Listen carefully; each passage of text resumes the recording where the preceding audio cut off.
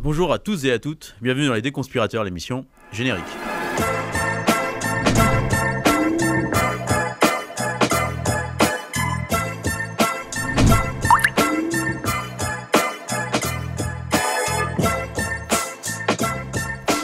Alors avant de rentrer dans le vif du sujet, évidemment nous avions envie avec Tristan et Rudy. Bonjour Rudy. Bonjour David. Bonjour Tristan. Salut à tous. De vous souhaiter une très belle année 2025, loin des théories conspirationnistes les plus fumeuses. Alors, comme vous le savez, chaque numéro est l'occasion pour Rudy et moi et Tristan de se plonger dans la complosphère pour vous aider à y voir plus clair.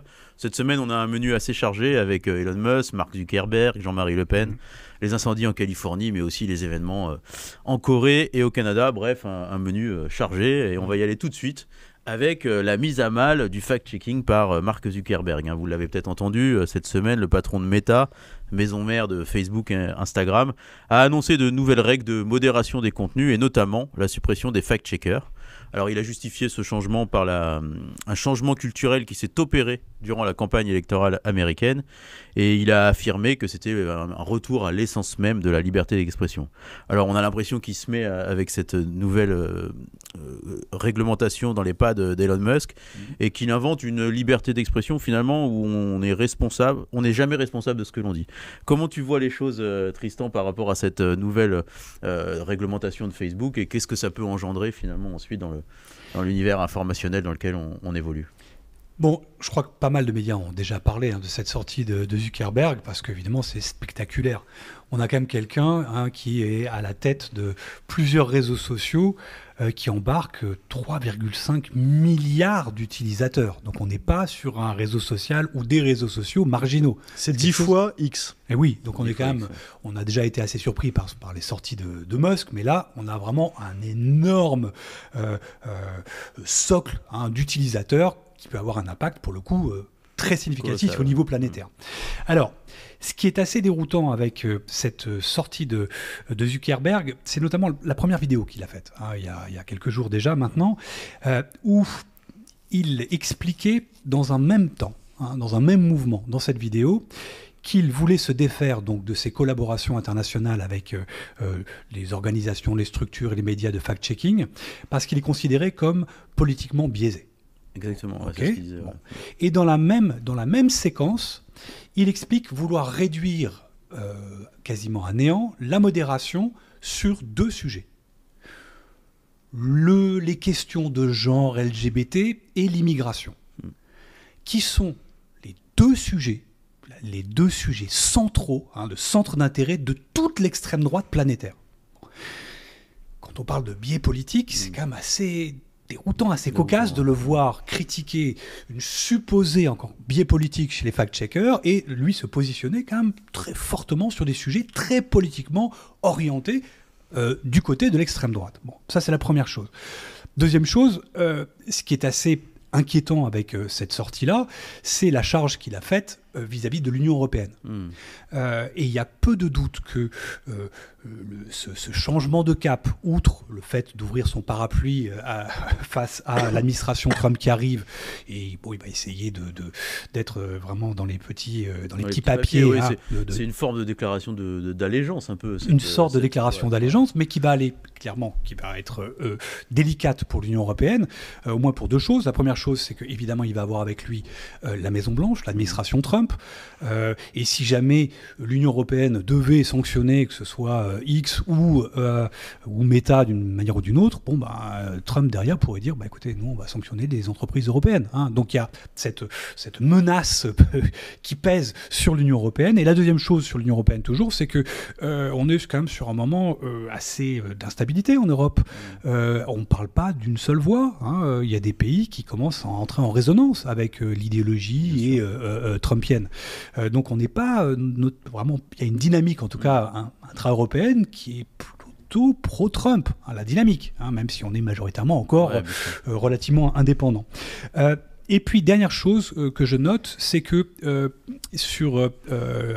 il adopte également, il veut adopter ce qu'on appelle les community notes, qui est en fait là pour le coup un clin d'œil, même pas un clin d'œil, une allégeance cette fois-ci à Elon Musk, qui lui a déjà implémenté ce dispositif, sur lequel j'ai pas trop de réserve de ma part. Je trouve que c'est une bonne initiative, les community notes. Ce qui est problématique, c'est de substituer le fact-checking aux community notes, parce qu'il y a une différence fondamentale entre les structures de fact-checking, les médias qui font du fact-checking et les community notes. La différence fondamentale, c'est que les fact-checkers et les journalistes peuvent enquêter, mettre des moyens dans des enquêtes, peuvent interroger, faire des démarches proactives et interroger je ne sais quel préfet sur tel ou tel fait qui s'est passé localement, etc. Ce que ne font pas les community notes. Et dernière petite chose, les community notes, juste, et je veux le dire pour le verbaliser, cette idée que les community notes remplaceraient les legacy médias ou les médias mainstream est une énorme foutaise. Pourquoi ? Parce que l'essentiel des community notes repose sur un lien. C'est-à-dire, quand vous faites un community notes, vous devez partager un lien pour que votre note soit nommée et validée. Donc il faut vraiment mettre un lien. Si vous n'en mettez pas, il y a peu de chances que vous soyez validé. Mais ce lien, c'est quoi ? 80% du temps, c'est des liens qui renvoient vers les médias, les legacy médias. Pas toujours, mais très souvent, vraiment très souvent. Donc, bref, il y a une énorme mauvaise foi de la part de ceux qui promeuvent les community notes comme le pouvoir au peuple, ou le retour aux citoyens lambda, ce qui n'est pas forcément une mauvaise chose. Mais de dire que ça évacue les legacy médias, c'est une énorme foutaise. Énorme. Rudy, quel est ton regard, toi, par rapport à ces nouvelles règles édictées par Zuckerberg et sur la potentialité de dérive de Facebook qui deviendrait presque une sorte d'équivalent de X ? Oui, mais d'équivalent, et même, je pense même que ça peut être la planche de salut pour Facebook, qui était un réseau social en perte de vitesse, vieillissant, compte tenu de ses utilisateurs. Mais là, comme tu dis, il a une base d'utilisateurs qui reprend 10 fois celle de X. Et si on a des contenus politiques qui reviennent en force sur Facebook, c'est ce qui semblerait, Facebook peut redevenir la plateforme phare. Et à mon avis, c'est ça aussi le calcul de Zuckerberg. Il ne faut pas imaginer qu'on a là des gens qui sont des chevaliers de la liberté d'expression et ils pensent d'abord à leurs intérêts, quoi. Les community notes, c'est une manière de faire de l'autorégulation. Comme tu dis, tout n'est pas à jeter. En plus, ça s'appuie généralement sur des sources fiables, etc. Mais c'est une manière pour les plateformes d'externaliser le coût de la régulation, puisque c'est collaboratif, participatif, on compte sur les utilisateurs eux-mêmes pour ajouter ces éléments de contexte, réfuter certains posts. Ensuite, ça ne concerne pas tous les posts. D'accord ? Et ensuite, ça concerne que la désinformation ou les fake news. Ça ne concerne pas, par exemple, des insultes, des injures ou des incitations à la haine. Il n'y a pas de community notes lorsque on est face à des injures homophobes, antisémites, racistes, etc. Donc, premier point. Deuxième point, il faut dire une chose sur le fact-checking. Donc, c'est tous ces programmes de partenariat entre des rédactions de fact-checking et Facebook qui vont voler en éclats. Le mauvais fact-checking, ça existe. Moi, je l'ai vu, enfin, je l'ai même critiqué. Mais s'il y a du mauvais fact-checking, on peut dénoncer au cas par cas certains partenariats avec certaines rédactions qui ne sont pas sérieuses. Ça, ce serait possible. Or là, il s'agit de faire table rase du passé, de se dire, voilà, on met tout dans le même sac et on explique que tous les fact-checkers, unanimement, sont le mal, en gros, sont des censeurs, etc. Ça, c'est faux. Qu'ils sont biaisés politiquement. En gros, ils dénoncent quasiment des fact-checkers wokistes, quelque part, un peu. Oui, mais sauf que dans sa vidéo. Sauf que c'est pas vrai. Non, c'est pas vrai, mais c'est ce que lui dénonce. Et je trouve que mettre tout le monde dans le même panier en disant, voilà, on règle le problème comme ça, est quelque chose de malhonnête. Voilà. Je fais un tout petit pas de côté, le nombre de commentaires que j'ai reçus, que nous avons reçus d'ailleurs, sur le fait que après ce mouvement de Zuckerberg de vouloir se défaire des fact-checkers, le fait qu'on serait instantanément au chômage. J'ai reçu ça un nombre de... Nous, on n'a pas de partenariat avec Facebook, donc, avec personne. Il faut le préciser, nous n'avons pas de lien particulier avec Facebook, rien de rémunéré, pas de choses institutionnelles. Donc, bref, ça ne nous concerne pas. Et j'insiste une dernière fois, parce que je veux le dire encore une fois, je veux le verbaliser. Conspiracy Watch n'est pas une structure de fact-checking en soi. Conspiracy Watch est une structure qui vient documenter et analyser le phénomène de la complosphère. Donc on peut faire du fact-checking, mais on n'est pas le cœur nucléaire de Conspiracy Watch, ça n'est pas de faire du fact-checking. Je dis ça parce que on n'arrête pas de nous étiqueter, de nous interpeller comme des fact-checkers. Ce que nous ne sommes pas réellement. On peut le pratiquer, encore une fois, mais ça n'est pas le cœur nucléaire le travail de Conspiracy Watch. Je le dis, ça ne sert à rien, mais je vais le verbaliser moi une fois, vu le nombre, le torrent de commentaires qu'on reçoit. Il y a une exultation de la complosphère assez comparable à celle qu'on a observée après la victoire de Trump. C'était le deuxième acte, là. C'était vraiment avec toujours cette joie mauvaise, cette envie de nous châtier, avec des choses assez violentes, on ne vous oubliera pas, etc. Comme si on s'était rendu responsable de quoi que ce soit. Je veux dire, nous, on a fait un travail d'information, on peut le réfuter si on veut, il n'a pas été réfuté jusqu'à maintenant. Dernière chose qu'il faut rappeler sur Zuckerberg, c'est aussi cette sortie sur le fait qu'il faut réhabiliter quelque part la masculinité. J'allais y venir. Oui, alors ça franchement, c'est aussi un dog whistle de feu pour tout ce qui est l'extrême droite complotiste. La sphère masculiniste. Oui, et la sphère masculiniste. Il faut reviriliser, c'est ça. Reviriliser le débat. Le débat qui serait émasculé parce qu'il ne serait pas suffisamment franc. Voilà. Quand on parle de biais politique, franchement, je veux dire, là, il coche toutes les cases de ce qui active, excite toute l'extrême droite vraiment planétaire. Et le résultat de tout ça, à terme, clairement, ça va être une sorte de brutalisation au niveau planétaire du débat public et aussi une attaque frontale des minorités les plus fragiles qui vont être exposées à des discours absolument abjects. Donc on a toujours cet étendard de la liberté d'expression qui est clairement une liberté très orientée idéologiquement, qui concerne la liberté d'une masse de propos idéologiquement très identifiables, plutôt à l'extrême droite. Oui, et la capacité à ne plus jamais être tenu pour responsable des propos qu'on peut édicter sur ces plateformes. Voilà, il y a aussi un problème pénal là-dedans. Oui, alors que ce soit Zuckerberg ou Musk, ils vont toujours dire, vous avez le droit de tout dire, à la limite de ce qui est pénalement répréhensible. Mais bon, on a un système qui aujourd'hui, la justice telle qu'elle est, ne peut pas traiter le volume qui est... donc il y a une sorte d'impunité induite par la volumétrie de la masse de contenu et du fait que ça passe sous le radar, qui se traduit par une sorte de libéralisation des propos haineux, toxiques et dangereux pour certains. Moi, je suis toujours frappé de voir comment la sphère souverainiste en particulier accueille avec beaucoup de faveur toute cette dérégulation, alors même qu'on est là face à un enjeu de souveraineté. L'enjeu de souveraineté, c'est que ce qui est normalement prohibé hors ligne doit l'être aussi en ligne. Or, ce n'est pas ce qu'on observe. C'est-à-dire qu'il n'y a pas de raison que la loi commune ne s'applique pas sur les plateformes sous prétexte que c'est sur Internet. La loi commune, on a décidé collectivement, démocratiquement. Là, c'est l'imposition par des milliardaires non élus, pour qui personne n'a jamais voté, de nouvelles règles du jeu, sans qu'on ait eu démocratiquement notre mot à dire. Donc ça, c'est un sujet. Dernier point sur un élément de contexte quand même. Aux États-Unis, on va fermer le Global Engagement Center, qui est un peu l'équivalent du Viginum français. C'est le bureau aux États-Unis chargé de lutter contre les ingérences étrangères en matière de désinformation. Donc c'était un outil de lutte contre les manipulations de l'information. Faute de crédit, faute de budget, on avait un budget de 61 millions de dollars et ça a été sacrifié par l'accord qui a permis d'éviter le shutdown aux États-Unis. Ce bureau ne pourra plus fonctionner. Donc voilà comment s'annoncent les premiers pas de la nouvelle administration Trump. Et alors, qu'on en a parlé tout à l'heure, il y a la question européenne et puis il y a la question de Zuckerberg qui finalement fait un pas vers Musk. Musk a souligné ces nouvelles mesures c'est cool.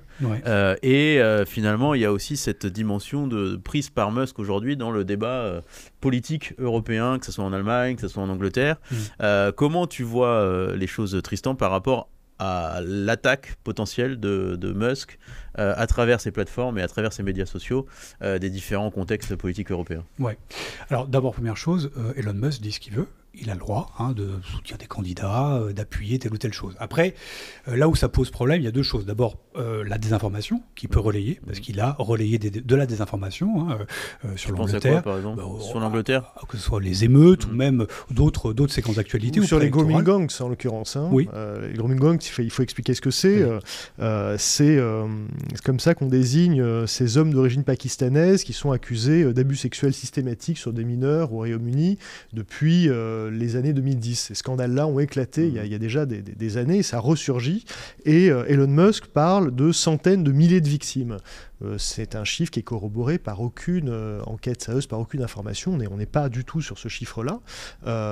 Est-ce qu'il y a eu minimisation, refus de regarder cette réalité en face? Probablement, mais la presse la plus mainstream s'en est fait l'écho il y a plusieurs années déjà.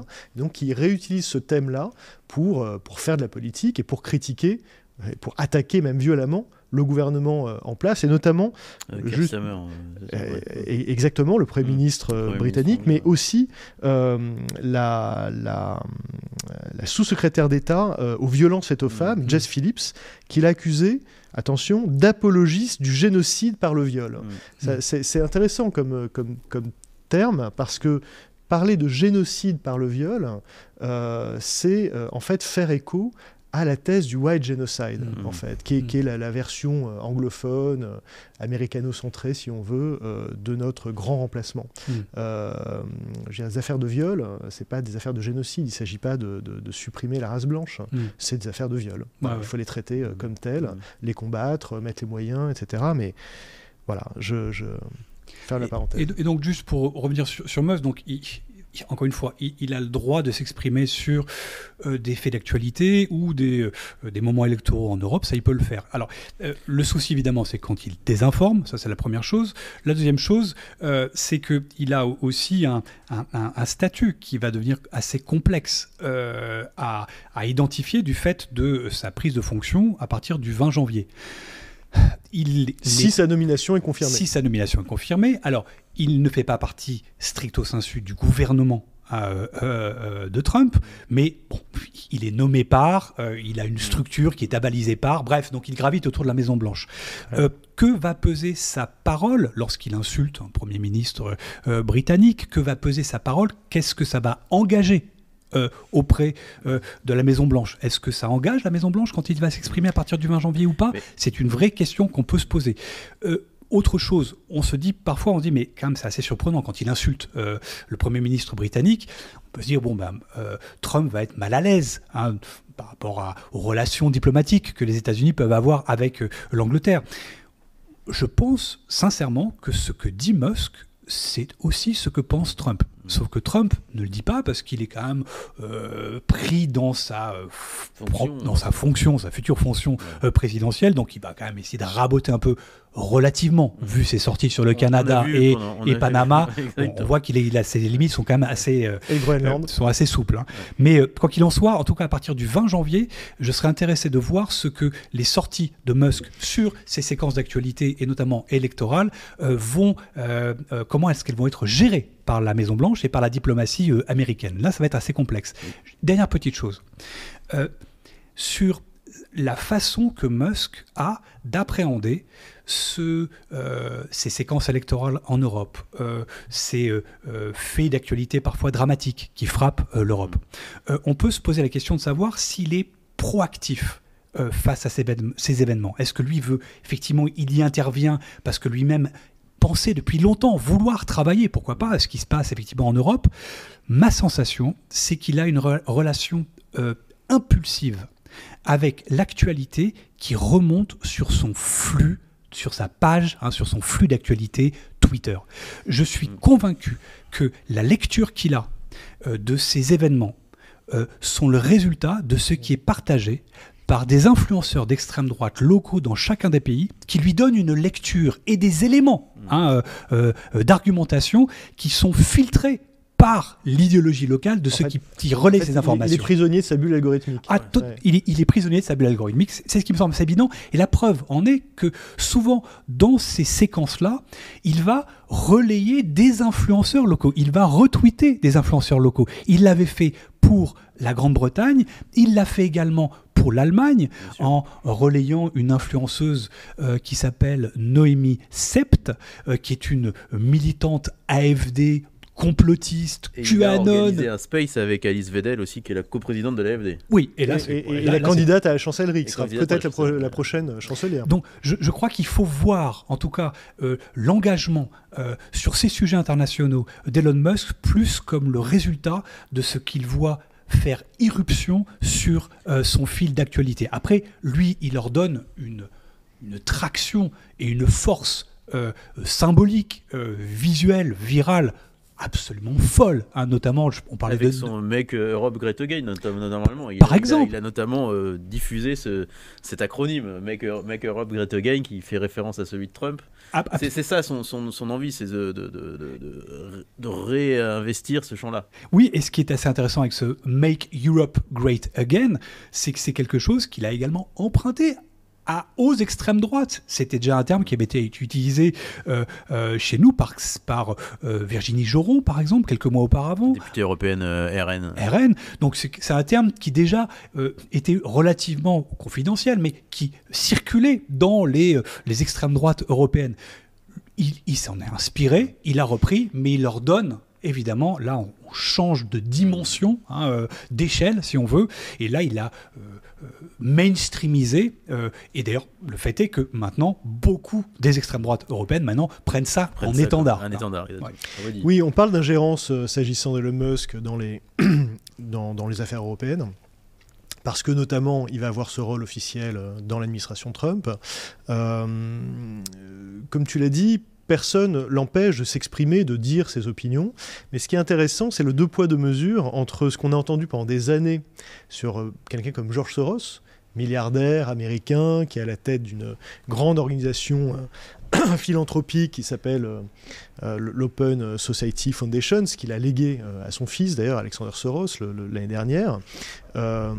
Et on disait, mais George Soros fait de la politique. Bien sûr qu'il faisait de la politique.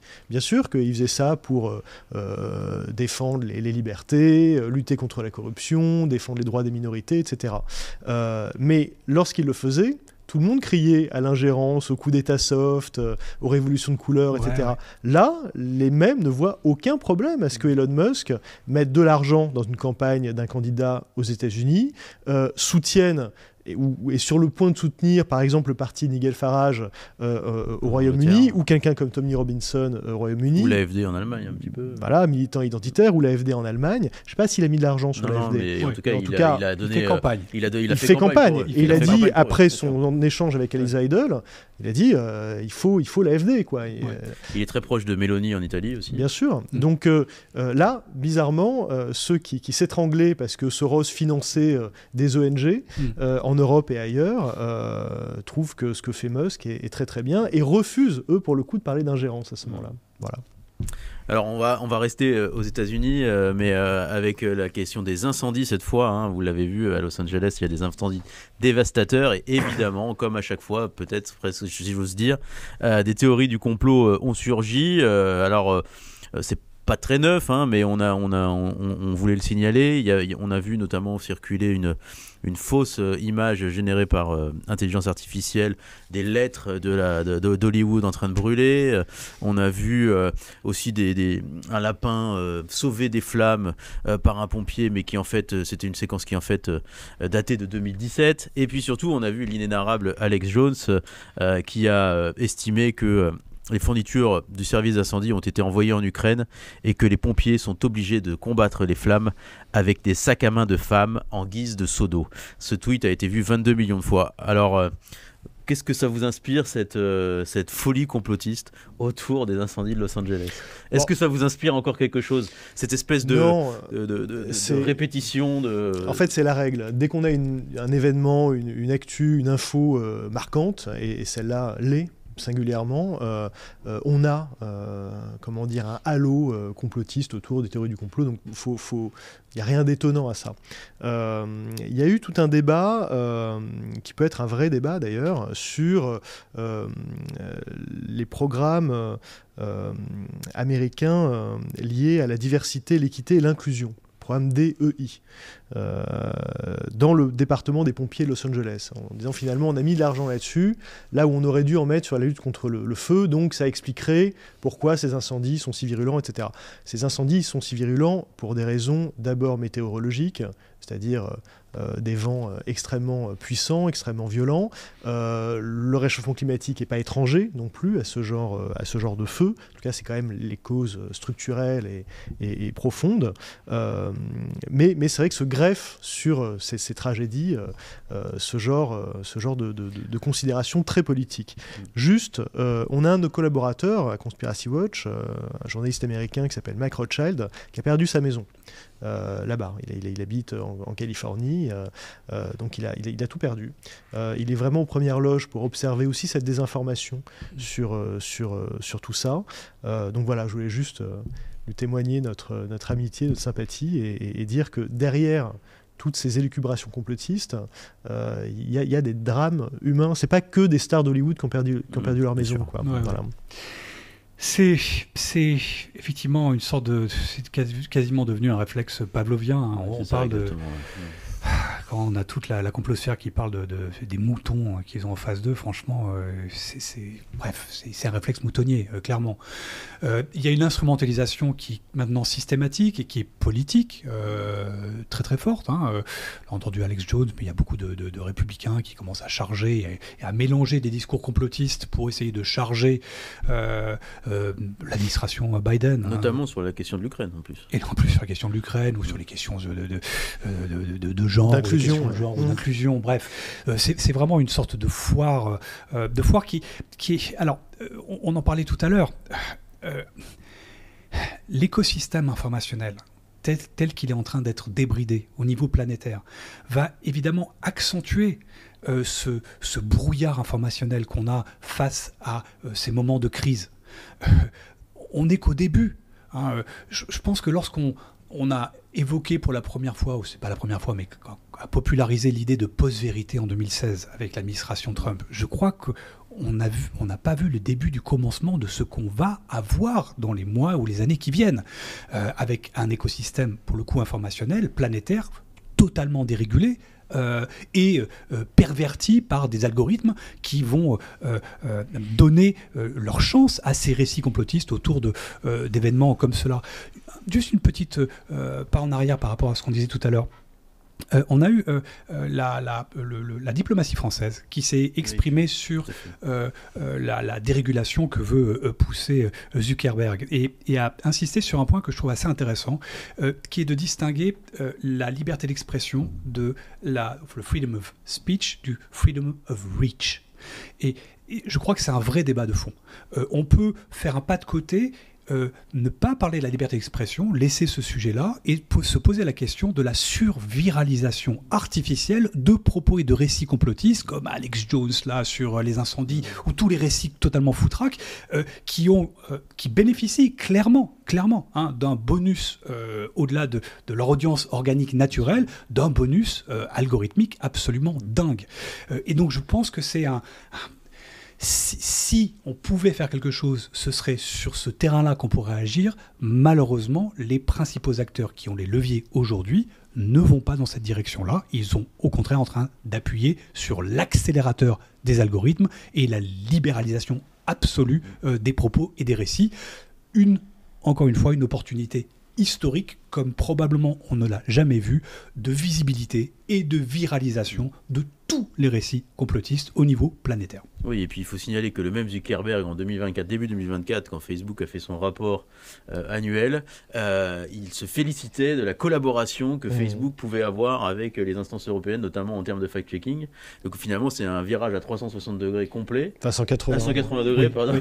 Complet, et une vraie changement de doctrine. Quoi. Oui, et sur ce rapport de 2024, il faut le parcourir. Bon, il est un peu épais, mais je l'ai parcouru.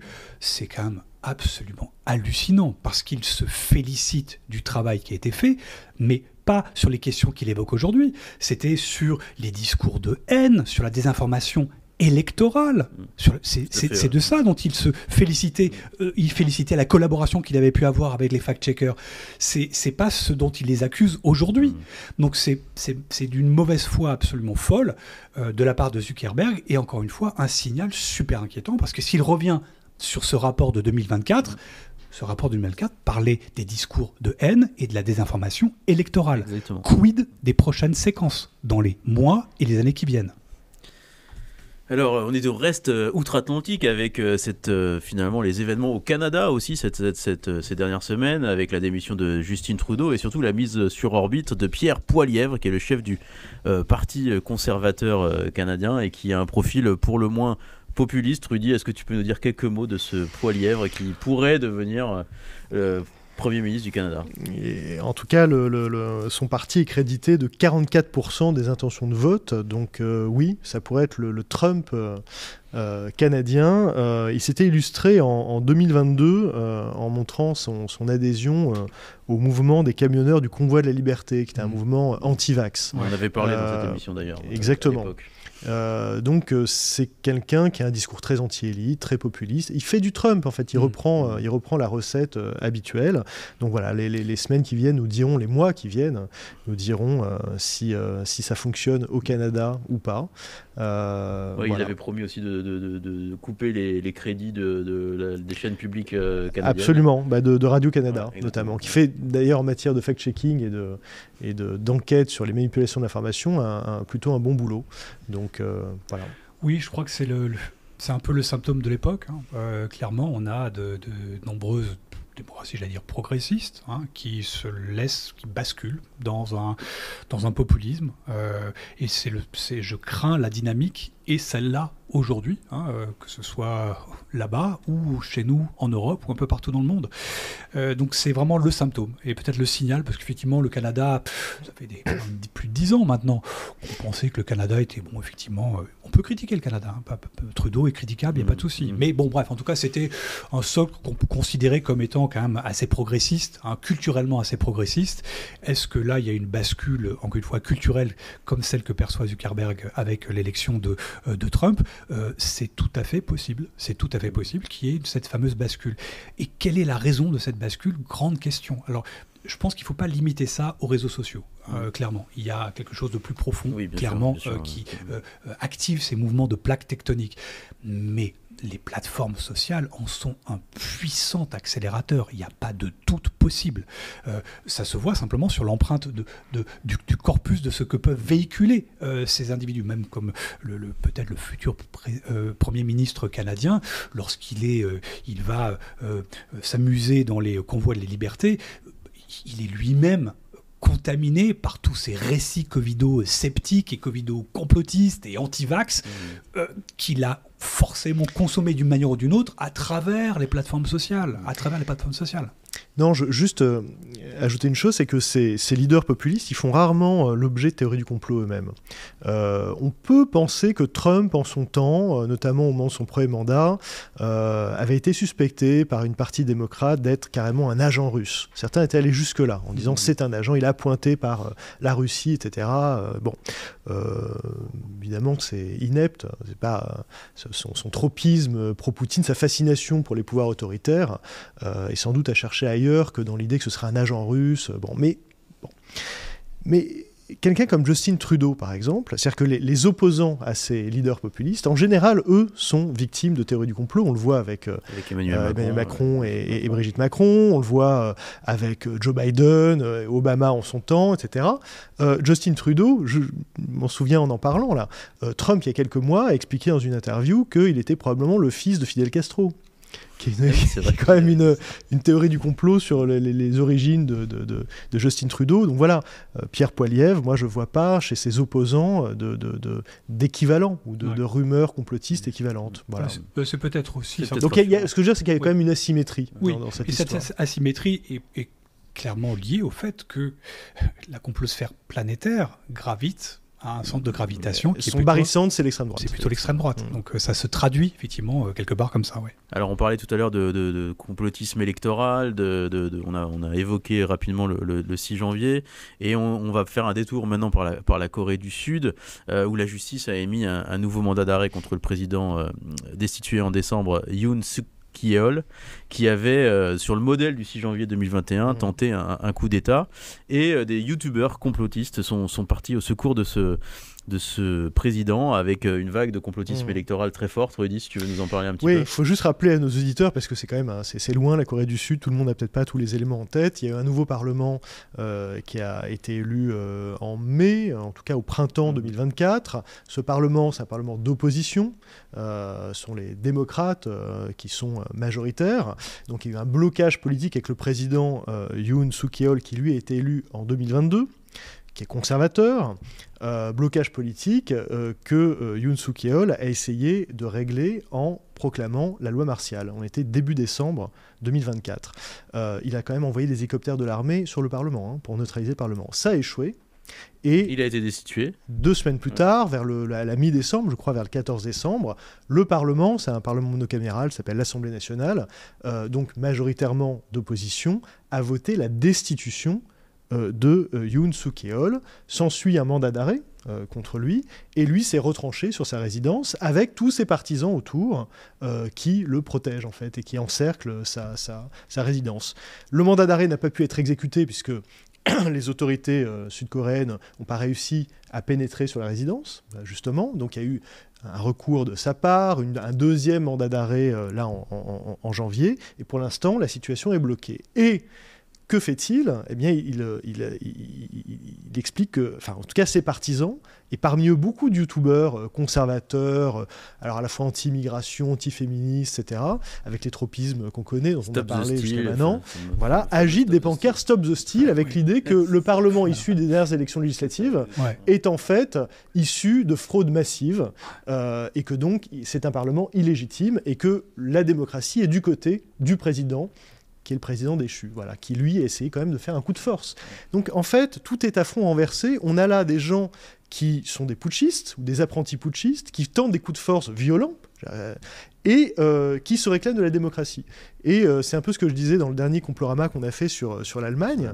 Est-ce qu'on n'est pas à l'ère de l'alt-démocratie, c'est-à-dire de la démocratie alternative, c'est-à-dire qu'au nom de la démocratie, en fait, on cherche à supprimer la démocratie. La loi martiale, c'est supprimer les libertés publiques, quand même. C'est les suspendre, supprimer les libertés de la presse, mettre quand même... la loi martiale, c'est le couvre-feu, c'est remettre le pouvoir à l'armée. Donc, c'est pas ce que font les démocrates en général. Surtout pour surmonter une crise qui est purement politique. Il n'y avait pas de menace sur la sécurité nationale. Alors lui a dit, il y a une menace sur la sécurité nationale. En fait, le Parlement a été truqué et il est à la botte des Nord-Coréens et de la Chine. Il n'y a pas de preuve de ça. Mais, des communistes. Et des communistes, évidemment, nord-coréens, voilà. Donc il agite cet épouvantail du spectre communiste pour expliquer qu'il n'a pas d'autre choix que de mettre en œuvre la loi martiale.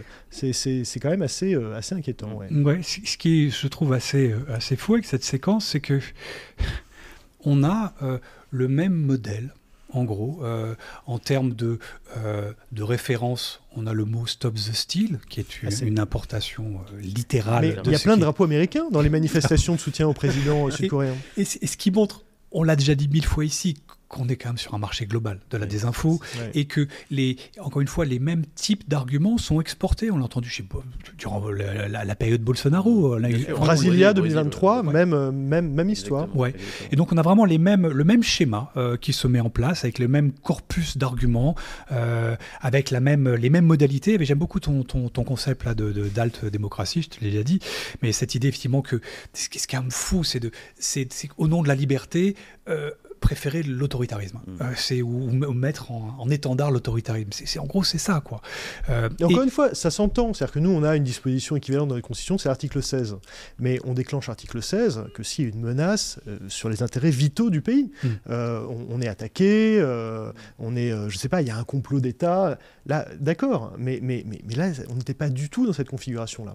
Voilà. Alors, et j'insiste encore une dernière fois, pour que cette foule vienne soutenir ce dirigeant sud-coréen, avec ces genres d'arguments-là, c'est encore une fois, et j'insiste un peu là-dessus, le fait que ce maillage des réseaux sociaux au niveau planétaire, cet écosystème de l'information travaillé par les réseaux sociaux, permet cette fluidité des références à la fois visuelles, des termes, des mèmes presque. Stop the Steal, c'est un mème, ou c'est un hashtag si on veut, quoi.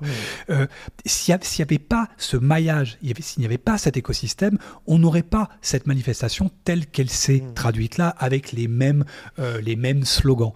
Donc on a vraiment le symptôme, encore une fois, éclatant pour moi, de cet écosystème planétaire travaillé par les plateformes sociales. Par ailleurs, il faut dire, si on s'intéresse au temps long des coups d'État à travers l'histoire, en tout cas depuis le XIXe siècle, on fait toujours des coups d'État au nom de la démocratie et au nom de la souveraineté du peuple. Coup d'État Louis-Napoléon Bonaparte de 1751, c'est ça. On va redonner le pouvoir au peuple. Même le coup d'État en Espagne début des années 80 parlait de démocratie. Alors qu'en réalité, il cherchait à suspendre le fonctionnement démocratique du pays. Voilà. Alors, dernier petit détour international par le Bénin. Rudy. Oui. Alors, raconte-nous, juste très rapidement. l'actualité. On a Kémy Séba, donc on se rappelle Kémy Séba, franco-béninois, qui a été lui déchu, en tout cas qui s'est vu retirer la nationalité française, qui est fortement suspecté d'opérations contre la France, dont on sait qu'il a été appointé par de l'argent russe. Eh bien, Kémy Séba a dit son intention, là, il y a quelques jours, début janvier, je crois le 5 janvier, d'être candidat à l'élection présidentielle 2026 au Bénin. En esquissant trois formules possibles, soit être le candidat du Parti démocrate, ça s'appelle comme ça, mais a priori il a peu de chances d'être investi par ce parti qui a déjà un leader, soit d'être porté par, d'imposer qu'il n'y ait plus la barrière des signatures pour pouvoir être candidat. C'est un système un peu comme en France, c'est ça, avec des signatures. Oui, exactement. Pour être candidat officiel, il faut avoir un certain nombre de signatures. Donc, il cherche à créer un mouvement pour enlever cette barrière-là, à sa candidature. Et puis, troisième point, c'est de dire on fait une lutte politique tous azimuts par les réseaux sociaux. Donc là, c'est très annonciateur quand même si en tout cas il est soutenu par de l'argent étranger, de grandes campagnes de désinformation, de manipulation de l'information au Bénin, en tout cas dans les mois qui viennent, cas de ce qui nous sépare de l'élection présidentielle au Bénin. Donc il faut s'attendre à un peu d'agitation de ce côté-là, à mon avis. Oui, alors d'abord c'est un candidat complotiste, qui a une empreinte complotiste absolument folle. C'est pour ça qu'on en parle, oui. Oui. Et il y a l'ombre évidemment de la Russie. On pense tous évidemment à la Russie. Lui-même avait dit face caméra qu'il avait reçu $400,000, je crois, de structures proches du Kremlin, d'une manière ou d'une autre, pour ces différentes barbouzeries anti-occidentales et anti-françaises plus spécifiquement.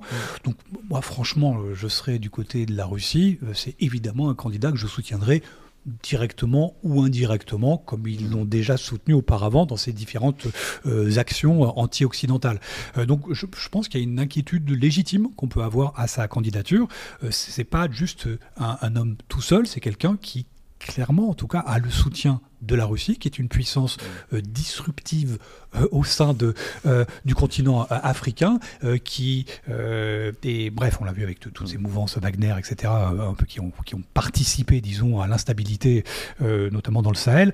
Donc, je crois que c'est quelque chose qu'il faut regarder avec attention et avec beaucoup d'inquiétude, encore une fois, parce que l'empreinte de Kémy Séba est quand même dingue. Nous, on l'a suivi depuis le début de ces sorties à la fois antisémites, complotistes, et il s'est entouré, même en France, de gens qui l'apprécient beaucoup, qui le soutiennent. Tu penses à qui?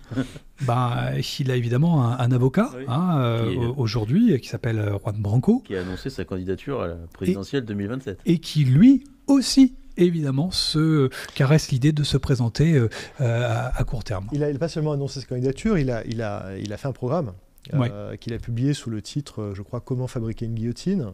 Et ce qui est intéressant, c'est que dans le discours de Kémy Séba, on retrouve des éléments de langage utilisés par Juan Branco, notamment pour critiquer et attaquer ce qu'il appelle l'oligarchie, etc., avec l'idée qu'il fallait s'appuyer sur les corps intermédiaires.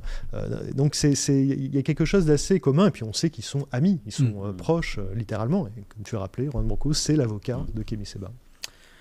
Alors vous l'avez peut-être vu passer, hein, cette nouvelle, le décès du leader historique de l'extrême droite en France le 7 janvier dernier. Jean-Marie Le Pen donc, est décédé. Beaucoup de choses ont été dites et je vous renvoie au papier très complet publié par Conspiracy Watch où nous revenons finalement sur cette vie politique jalonnée de propos négationnistes, antisémites et complotistes évidemment. Et la question que j'avais envie de poser, parce qu'il y a eu beaucoup d'hommages de Dieudonné, d'autres sur les réseaux sociaux à Jean-Marie Le Pen, c'est comment Jean-Marie Le Pen irrigue encore finalement cette droite, cette extrême droite soralienne. Extrême droite soralienne. Ah bah, d'abord, Égalité et Réconciliation a publié une vidéo avec les messages qu'avait laissés sur le répondeur d'Alain Soral Jean-Marie Le Pen. Donc on peut constater que, oui, jusqu'à la fin, jusqu'au bout, il y a eu une estime réciproque, en tout cas une estime de la part de Jean-Marie Le Pen à l'égard d'Alain Soral. Je rappelle qu'Alain Soral, il a été engagé dans la campagne de Jean-Marie Le Pen de 2006-2007, qui est notamment l'auteur, ou le principal auteur, en tout cas, du fameux discours de Valmy, c'est ça, prononcé par Jean-Marie Le Pen en 2006, qui est un discours très gauche du travail, droite des valeurs, hein, pour reprendre le slogan d'Égalité et Réconciliation. Oui, il a jamais du tout coupé les ponts avec cette mouvance soralo-dieudoniste antisémite. Et pour cause, même Jordan Bardella avait fini par le reconnaître. Oui, Jean-Marie Le Pen a eu des propos antisémites. Et pas seulement des propos, c'est quelque chose qui structure toute sa carrière politique jusqu'à la fin, jusqu'à la toute fin. T'en sais quelque chose, puisque ton grand-père en a fait les frais dès les années 50, avec comment dire, un vocabulaire, une langue antisémite qu'on n'avait pas entendue depuis les années 40. Voilà. Donc, on a rappelé dans ce long papier en quoi Jean-Marie Le Pen était, oui, ce provocateur que tout le monde connaît, mais aussi ce complotiste dont on a oublié les sorties sur l'alunissage, sur les attentats du 11 septembre 2001, sur Charlie Hebdo aussi. Charlie Hebdo, en question la version officielle des attentats en disant ça porte la marque des services, sous-entendu, c'est pas vraiment des djihadistes, ou alors ils auraient été manipulés, ces djihadistes, par des services de renseignement occidentaux ou français. Ou bon.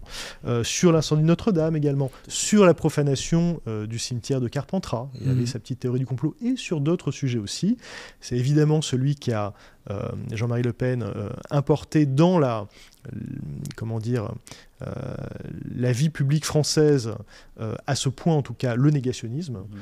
C'est l'affaire du point de détail, avec le doute émis publiquement, avec une prétérition très très habile de sa part sur l'existence des chambres à gaz. Donc, je ne dis pas qu'elles n'ont pas existé. En disant cela, en fait, il suggère qu'elles n'ont pas existé. Je n'ai pas pu moi-même en voir. Enfin, il faut écouter la séquence pour ceux qui ne l'ont pas en tête. Elle date de 87, mais elle est comment dire, d'une perversité impressionnante, quoi. Évidemment qu'il connaissait les thèses de Forisson. Il dit, ouais, c'est un débat d'historien, j'y connais rien. Non, il en connaissait suffisamment pour pouvoir dire des choses comme celle-là. Donc, voilà, c'est cet homme qui est mort. C'est le père de Marine Le Pen. Et Marine Le Pen, ça n'est pas exactement son père.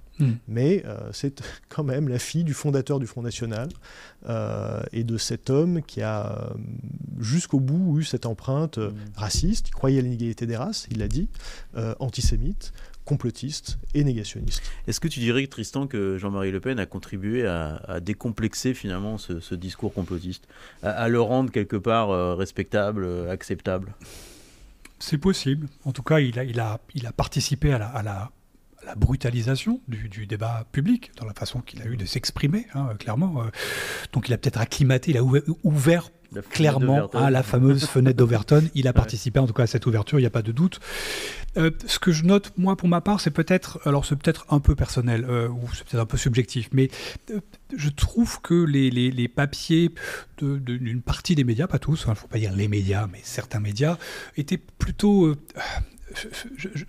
J'aurais insisté plus, effectivement, moi, sur ce que a été couvert par Conspiracy Watch, de soulever plutôt ce qui a été problématique sur son parcours.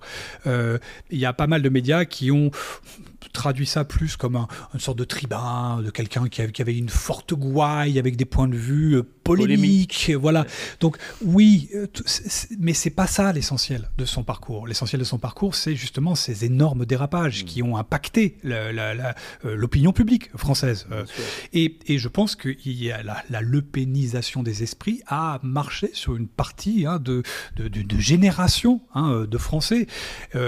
Alors, Le Pen disparaît aujourd'hui, il reste Marine Le Pen, mais il y a encore des frères d'armes de Jean-Marie Le Pen qui sont au RN aujourd'hui, sauf erreur de ma part, sauf s'il y a eu des mouvements récents, mais il y a Gollnisch, Gollnisch qui est franchement dans le cœur nucléaire de ce qu'il y a de pire de ce qu'a peut véhiculer comme idée nauséabonde il n'est pas sur la ligne dominante Bardella, Marine Le Pen. Non, mais il est dans l'institution, il est organiquement encore présent comme une sorte de reste qui a cristallisé dans cette structure. Il fait partie des accusés du procès des assistants parlementaires du Rassemblement national aux côtés de Marine Le Pen. Et ce que je note aussi, c'est que plus on descend sur l'échelle des fans du RN, et plus on trouve des gens qui sont en adéquation avec ce qu'a été le personnage Jean-Marie Le Pen. Il ne faut pas chercher bien loin en descendant, en ruisselant le long de la hiérarchie. Évidemment, quand on est tout en haut, c'est précautionneux. Enfin, Jean-Marie Le Pen est précautionneux sur la façon qu'elle a de packager l'image de son père. Plus on descend, les gens font un peu attention de se distancier tout en estant... Mais plus vous descendez, plus vous voyez clairement qu'il y a une empreinte forte, symbolique, historique, culturelle de Jean-Marie Le Pen sur le RN de façon générale. Alors on est le 13 janvier, on a déjà toute cette actualité foisonnante dont on vient de discuter, mais on s'était dit au début en préparant cette émission qu'on aimerait bien faire une prospective un peu 2025. Alors Tristan, comment tu vois cette année 2025 par rapport aux théories du complot ? Est-ce que tu as des sentiments, des sensations qui peuvent, venues de ton analyse, qui peuvent te faire dire voilà comment on peut imaginer 2025 ? Alors c'est un exercice que je trouve toujours marrant et intéressant, surtout que chaque année on se dit que l'année qui vient, depuis ces dernières années, est probablement la pire. La pire.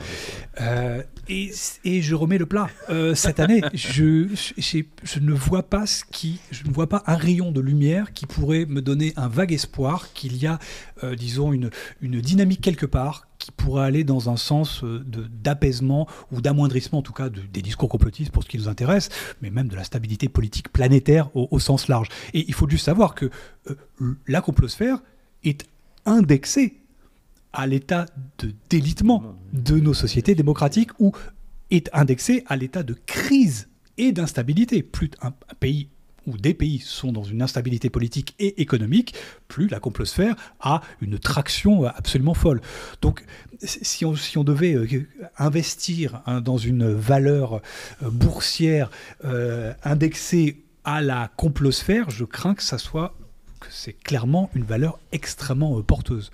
Il n'y a pas pour l'instant de signaux qui me font dire qu'on ne va pas dans une direction inquiétante. Tu ne crois pas que l'Union européenne peut se mettre d'accord sur des règles réelles, sur peut-être l'émergence d'une plateforme sociale de services publics d'information européenne ? Tu ne crois pas du tout ? Non, je pense qu'en l'état actuel, vu l'écosystème de l'information, encore une fois planétaire, telle qu'elle est dans les pratiques, pas ce qu'on souhaite. Ce qu'on souhaite, on peut toujours souhaiter. On pourrait tous souhaiter que tout le monde bascule sur Blue Sky. Et il y a des initiatives d'ailleurs pour quitter X et Twitter. Donc, tu vas peut-être dire un petit mot peut-être. Mais ces initiatives-là, elles butent aussi sur la réalité des usages. Et la réalité des usages, c'est que j'ai pas de chiffre très précis, mais c'est que, en tout cas, les 3,5 milliards d'utilisateurs sur Meta sont encore là, les 350 000 ou 300 millions d'utilisateurs sur X sont encore là, et que sur la frange, il n'y a pas de mouvement significatif qui pourrait changer la direction générale de ce paquebot informationnel qui est en train d'aller clairement vers un iceberg. Alors Rudy, toi, comment tu vois cette année 2025 ? Est-ce qu'il faut par exemple quitter X en 2025 ? Toutes les initiatives qui permettent de poser le problème dans l'espace public, et c'en est une, et le No Twitter Day en était une autre. Tristan faisait référence à l'initiative des députés aussi français qui veulent quitter X. Voilà, toutes ces initiatives peuvent être accueillies positivement parce que ça permet de mettre le doigt sur le problème. Maintenant, quel effet ça aura ? Moi, je suis assez réaliste de ce point de vue, c'est-à-dire que je pense que tant qu'il n'y aura pas un départ concerté, coordonné, des grands prescripteurs d'opinion, c'est-à-dire à la fois les grands médias, les personnalités publiques, de la vie politique, pour dire, bon là, c'est devenu toxique, on part tous à telle date. En quel cas X se transformerait en une sorte de plateforme d'extrême droite type Gab et serait plus très intéressante, puisque ce seraient les mêmes qui parleraient aux mêmes tout le temps. En dehors de ce scénario-là, qui est assez peu probable en réalité, je ne vois pas vraiment de salut. Donc la question qui reste, c'est y rester, mais pour y faire quoi? Je comprends ceux qui disent « j'arrête tous les réseaux sociaux ». Rick Rochant, le réalisateur, celui à qui on doit le Bureau des légendes notamment, a annoncé là, hier ou avant-hier qu'il quittait tous les réseaux sociaux. Pour lui, c'est devenu quelque chose qui est fondamentalement mauvais pour nos sociétés. Bon, sauf que c'est pas réaliste. La plupart des gens sont sur les réseaux sociaux. Pour les toucher, il faut leur parler, il faut produire du contenu. Donc, nous, on va continuer à y rester tant qu'il n'y a pas une grande initiative qui permettrait de faire migrer ailleurs. Je ne crois pas, très franchement, au fait de réinventer avec de l'argent public au niveau européen une plateforme alternative de micro-blogging. Enfin, je la vois pas émerger. Quand bien même on pourrait la mettre en place, il y aura un temps de latence, de plusieurs années avant que ça devienne l'agora qui est devenue X. En revanche, ce qu'il faut faire, c'est de dire, écoutez, il y a des règles, il faut appliquer les règles. Voilà. Il n'y a pas de raison de bannir a priori une plateforme du fait de sa nationalité. Elle est basée dans la Silicon Valley ou même ailleurs, ou en Russie ou en Chine. Mais en revanche, si vous avez une activité ici sur le territoire européen, vous appliquez le droit européen, les règles européennes. C'est déjà le cas, c'est déjà ce que dit l'Europe. Est-ce qu'il ne faudrait pas plutôt appliquer... Le problème, c'est qu'elle le dit, mais elle ne l'applique pas. C'est-à-dire qu'on a un texte, le DSA, qui est normalement d'application directe depuis le mois d'août 2023, août 2023. Il y a une enquête qui est ouverte sur X depuis décembre 2023. On est en janvier 2025. Celui qui portait politiquement ces sujets-là, Thierry Breton, n'est plus commissaire. Donc il n'y a plus de portage politique de cette ambition de simplement faire respecter la loi, quoi. Et puis, en plus, la solution qu'on sert à dire on va tout sur Blue Sky ou sur une autre plateforme ne règle pas le problème fondamentalement. Si demain Blue Sky est racheté par un Elon Musk bis ou par un oligarque russe inféodé à Poutine, on tomberait dans les mêmes problèmes. Donc, est-ce qu'il faut une sorte de plateforme ou de système de plateforme de réseaux sociaux souverains, sous-entendu publics, etc. En général, ce genre d'initiative ne fonctionne pas. Quand on essaie de faire un moteur de recherche public, ça donne Quant, ça ne concurrence pas Google. Donc moi, je crois que ça doit quelque chose qui doit rester du domaine privé, quelque part. Du domaine privé, du marché, voilà, parce que c'est ça qui fonctionne, c'est pour ça que ça marche, X, Facebook, etc. En revanche, que ces entreprises, qui ne sont que des entreprises, qu'on leur torde le poignet si elles ne respectent pas la loi. Le Brésil l'a fait avec X. Ils avaient sur X des gens qui relayaient la désinformation. La justice brésilienne a obligé X à déplatformer ces comptes-là. X a refusé. X a été coupé quelques jours. Et X a finalement obtempéré. Et c'est la justice brésilienne qui a eu le fin mot.